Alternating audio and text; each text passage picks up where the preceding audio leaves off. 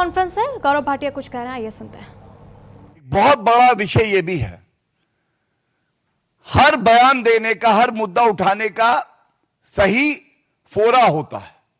संसद का पटल, आप पहले सांसद अब नेता प्रतिपक्ष हैं, संसद में वो बात क्यों नहीं उठाते, तथ्यों के साथ क्यों नहीं उठाते? और यह कहना गलत नहीं होगा, यह पहली बार नहीं है कि यह विकृत मानसिकता, भारत विरोधी मानसिकता राहुल गांधी ने दर्शाई है। मैं आपके समक्ष अभी कुछ माह पहले सर्वोच्च न्यायालय की ही टिप्पणी थी, वीर सावरकर जी का मामला, वहां भी डिफेमेशन सूट चल रहा है राहुल गांधी के खिलाफ। सुप्रीम कोर्ट ने क्या कहा? डज योर क्लाइंट मतलब Rahul Gandhi, does your client know that his grandmother Indira Gandhi, when she was the prime minister, also sent a letter praising the gentleman Savarkar ji, the freedom fighter? ये सर्वोच्च न्यायालय ने पूछा राहुल गांधी से, उनके वकील से पूछा।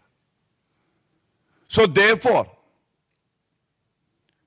let him not make irresponsible statements about the freedom fighters. और सबसे बड़ी बात है, जो टिप्पणी अब मैं पढ़ रहा हूं, ये वीर सावरकर जी के केस में सर्वोच्च न्यायालय की, you go to Akola and make this statement in Maharashtra where he Savarkar ji is worshipped, उनकी पूजा होती है वहां। Don't do this, why do you make this statement? मैंने आपके समक्ष दो उदाहरण रखे। तीसरा, हम सब जानते हैं कमीशन खोर कांग्रेस 10 साल तक राफेल नहीं ला पाई थी। आदरणीय प्रधानमंत्री श्री नरेंद्र मोदी जी ने सुनिश्चित किया कि भारतीय वायुसेना को राफेल लड़ाकू विमान मिले। राहुल गांधी जी ने यही अपरिपक्वता और विकृत मानसिकता दिखाते हुए अशोभनीय अभद्र भाषा का प्रयोग माननीय प्रधानमंत्री जी के लिए किया, और उसके बाद सर्वोच्च न्यायालय का एक फैसला आया जिसमें यह माना गया कि राफेल भारतीय वायुसेना से जुड़ा, इससे भारतीय वायुसेना मजबूत होती है और यह भारत के हित में है। लेकिन राहुल गांधी ने टिप्पणी सर्वोच्च न्यायालय के फैसले का हवाला देके कुछ और करी और झूठ बोला। तो सर्वोच्च न्यायालय में जब लताड़ पड़ी तो राहुल गांधी ने माफी मांगी, अनकंडीशनल अपॉलॉजी, बिना शर्त के माफी, क्योंकि झूठ भी बोला और प्रोपेगेंडा फैलाया। मैं दो वाक्य इस फैसले में से पढ़ना चाहता हूं। सुप्रीम कोर्ट ने क्या कहा, ये तीनों जो मैंने आपको बताए, दो बताए और ये तीसरा पढ़ रहा हूं, ये सर्वोच्च न्यायालय की टिप्पणी है राहुल गांधी के ऊपर।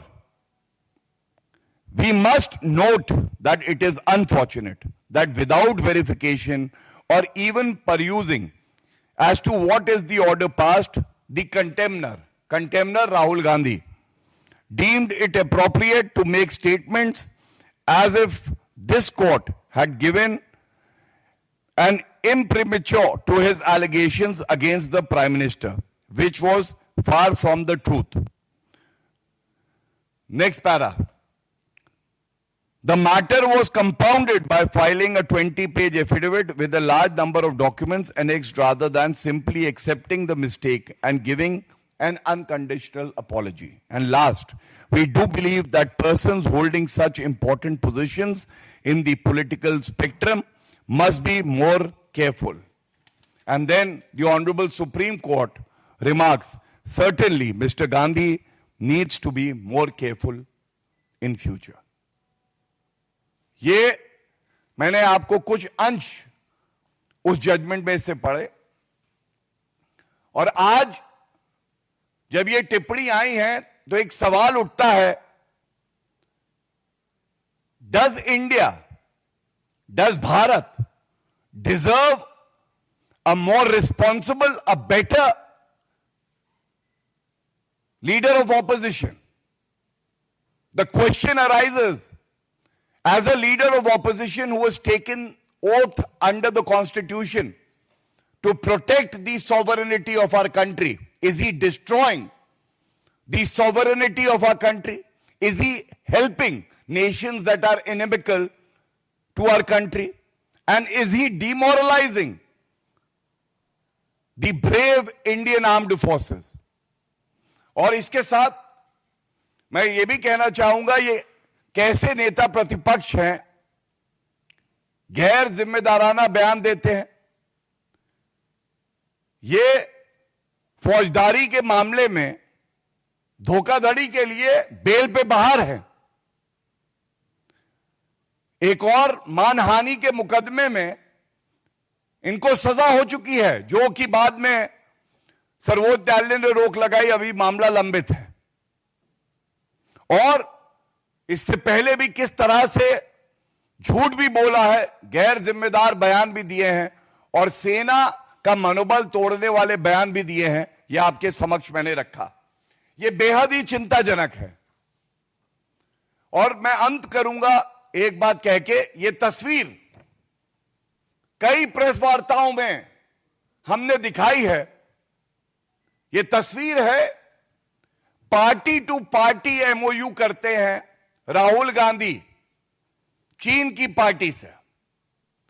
और आज ऐसा लग रहा है, जब सर्वोच्च न्यायालय की टिप्पणी भी आ चुकी है, यह कहना गलत नहीं होगा, भारतीय नागरिकों को यह नहीं बताते कि इस करार में क्या है।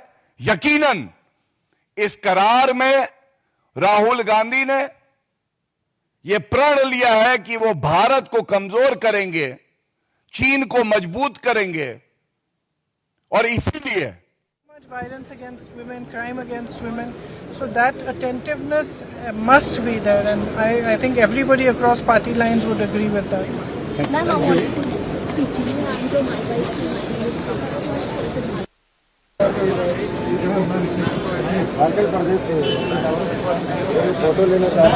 questions on this topic, I would like to take them.